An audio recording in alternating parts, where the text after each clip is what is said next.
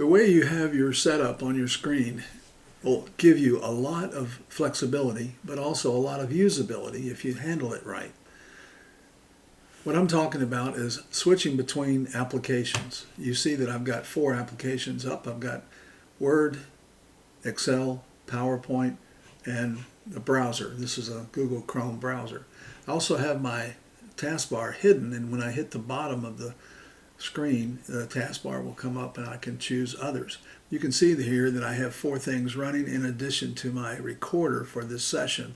The 4 things that are running are the Chrome browser and Word and Excel and PowerPoint. They're running, and you can see that because of the dots.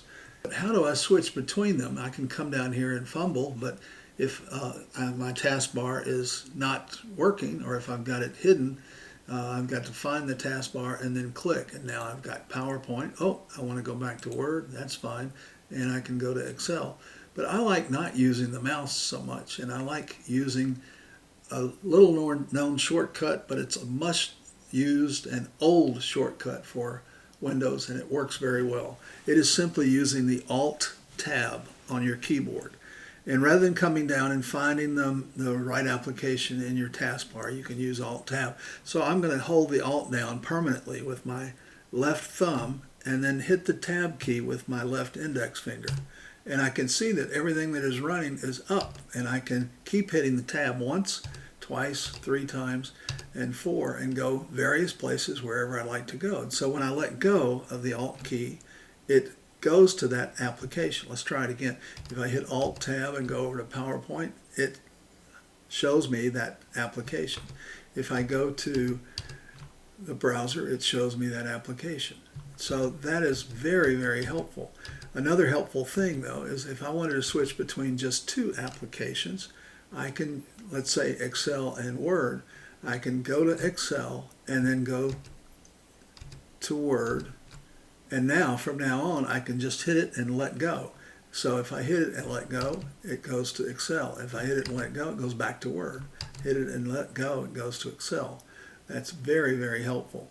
The Alt tab is so useful that I must use it 1,000 times a day, and I recommend it heartily to you.